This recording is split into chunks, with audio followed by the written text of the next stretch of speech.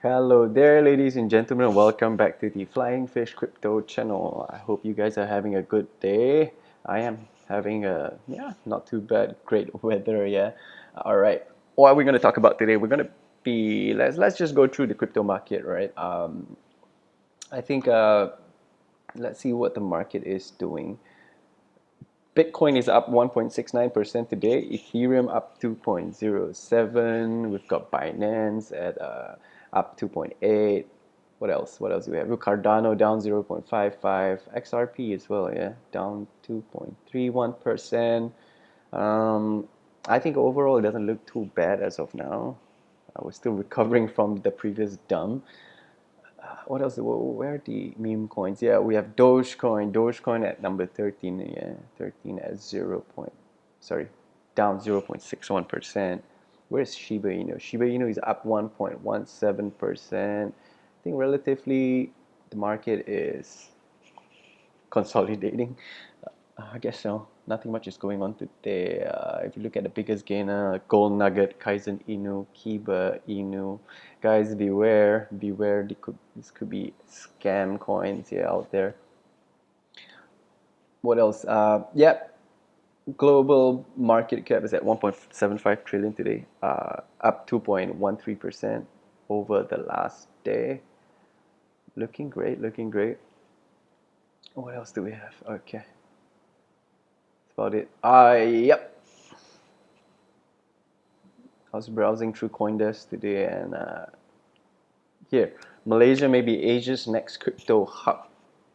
Interesting. You guys can read it on CoinDesk. You can just Google the keywords here. Yeah. What are they talking about? Wait. Something interesting because I'm from Malaysia. I think Malaysia is relatively they're really fresh to cryptocurrency. I don't think most people that I speak of know about cryptocurrency. Of course, there are people who actually has been in it for the past decade, for the past 5 years at least, or even recently got in. But there are also quite a number of people that actually have no idea what cryptocurrency is. I think they still have that whole uh, the whole I think they still think Bitcoin is a scam. But I think the mainstream market is starting to open up towards Bitcoin and cryptocurrency in general. Uh, Relating this news, Malaysia, let's talk a little bit about what are they talking about. What are they talking about? Let me see. Wait. I think I'm scrolling away. Let's take a look. All right, over here. All right. Is Malaysia the future crypto hub for Asia? Why not? Why not, right? Financial centers usually need three things: nice weather, common law, bilingual workforce. I think we have it. I think we're cut for it, right? I think our weather is perfectly fine. We have our Commonwealth law in place. We have bilingual workforce. Most importantly, I think I live in a bilingual country, so speaks different languages. I think I myself speak about three languages. I think that's pretty common for people in Malaysia. Yeah, so what I'm trying to say, we're cut out, man. We're cut out for being the next crypto hub. But is it going to happen? Let's take a look. Let's take a look what the article is talking about. When people think of financial centers in Asia, Hong Kong, or Singapore, usually comes to mind. That's really true because I think it's pretty obvious that Singapore, Hong Kong seems to be that financial hub for the Asian region. And of course, there are similarities as well. We have a common law court system. We speak English. I think English seems to be the one of the main language on how we conduct our businesses, etc., etc. And what else are we talking about?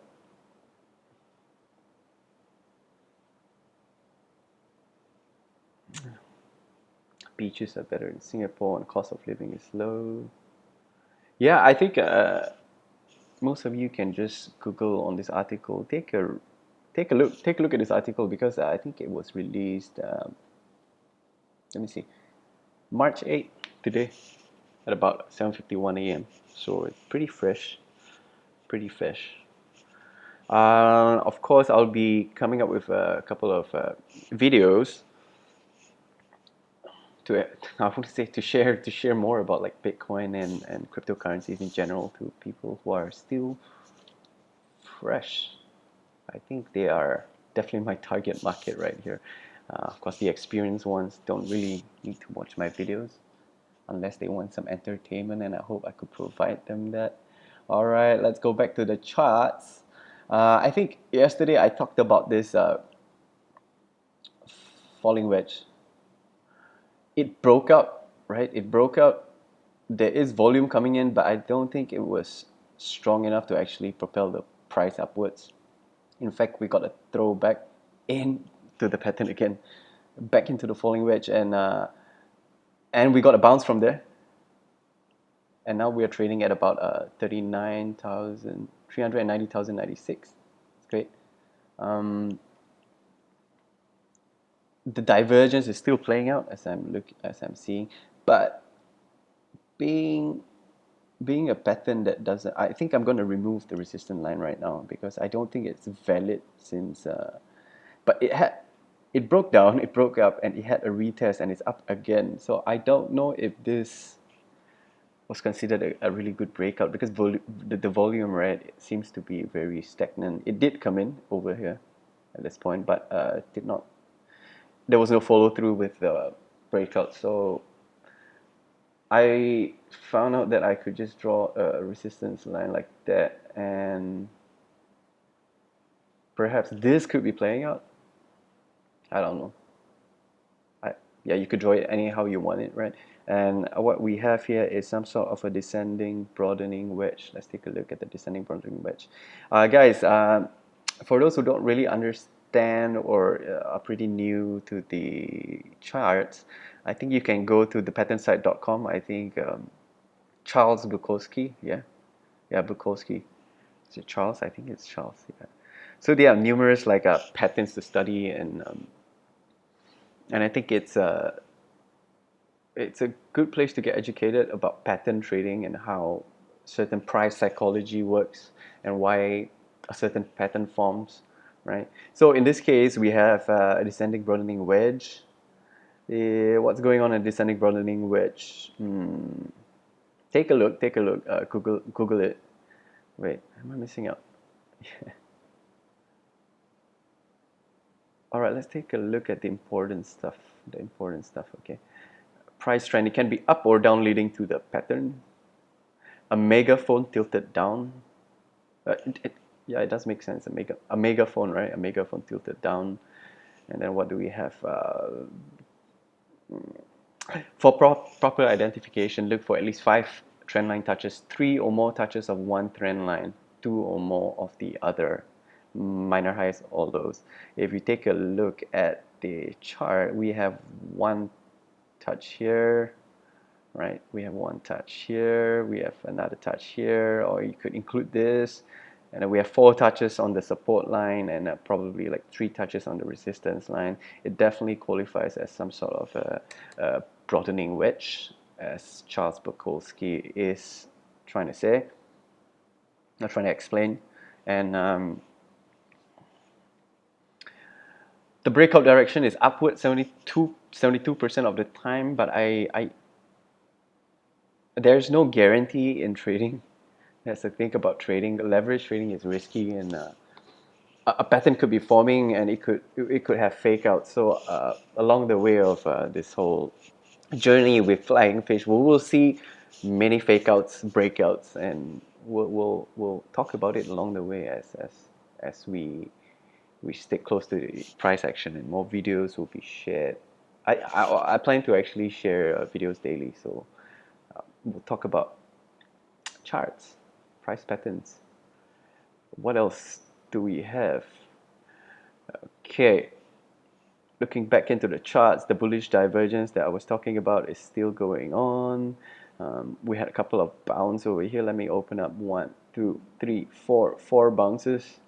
1, 2, 3, 4, 4 bounces off the support line as well. We are still in this bullish divergence. Is it playing out? I think to be safe, we've got to break out of this local area of like price action. Let me see. We can't determine if the price is gonna go up until it breaks like certain resistance, like over here, like I mentioned yesterday, right? I think once Bitcoin breaks above, then yeah, generally that's where we flip a bit more bullish towards the sentiment will flip towards the bullish side. At the moment, I'm still pretty bearish looking at the chart. We have been on a downtrend since the dump on the rejection, right, of the resistance line on the 2nd of March, and we've dropped approximately 16%. That was the lowest, and as of now we are on 13%, right? 13% right there. I think generally the market is still is pretty bearish short term until we see some form of reversal in price. Then we might change our sentiments again. All right. I think fear and greed. Fear and greed. Let's see what's going on with the fear and greed index. I think we are still in the extreme fear mode. Yeah, most probably. Yeah, extreme fear. We're at 21 points, right? Yeah. So I think generally the market is really fearful right now. Until we break out of a certain key resistance, like probably this wedge, this local resistance over here, then we might consider flipping our sentiments a little bit more bullish. Over the long term, it's still BTC is on an uptrend. It's only a downtrend. Like when in doubt, zoom out, right? That's what they say. So when you zoom out, when you see a clearer picture, Bitcoin has been going on an uptrend, right? Uptrend. We have been going on an uptrend on a weekly candle, right? We have been going on an uptrend. So zoom out. When in doubt, zoom out. I think that's what they say. Okay. Let's get into back to the hourly charts. What else do we see in the chart? Yeah, we are still in this larger pattern that I mentioned in my previous video, like this symmetrical triangle. They're still playing out. If we take a look, what happened was price dumped down, we formed the wedge, and now we found support. Perhaps we could make a bounce and test the resistance above, right? Oh shit. I probably get rejected again. No one knows, and break down or break up. Only time will tell. And as of now, yep, that's about it. We are still trading within a pattern. This is a pattern within a pattern. So let's see where Bitcoin is going to take us. There's nothing much going on today. So yep. And if you would like to trade, go down to my video. On the description box, you could see I've placed a few links. If you'd like to trade on Bybit, leverage, or spot, you could click on this link, register yourself, get some bonuses. There are plenty of bonuses. Go check it out. I think it will benefit you. And if you are new to trading, I would advise you could either paper trade or you could actually trade with the bonus that you get from registering through this link, right? You will get a link. I'm an affiliate partner of Bybit, so there are some interesting bonuses for users who actually use my link, right? So click on that, register yourself, get some free bonuses. What you could do is you could just trade with your bonuses and you don't have to trade with the real money, all right? Until you actually know what you're doing, guys. Leverage trading is risky. So, and if you're Malaysian, just like I am, you could buy Bitcoin with Fiat on Luno Malaysia. You could click on this link as well, sign up, and please use this referral code, right? Key in this referral code, EJPGHQ, and you'll get, if I'm not wrong, 25 ringgit or 50 ringgit worth of Bitcoin into your account using my referral link. So go ahead, do that. You can also connect with me on Instagram and also Twitter. Not so much on Facebook right now because I don't really use Facebook. I'm not a Facebook kind of guy, but yeah, I should consider, right? Yeah, enough of that.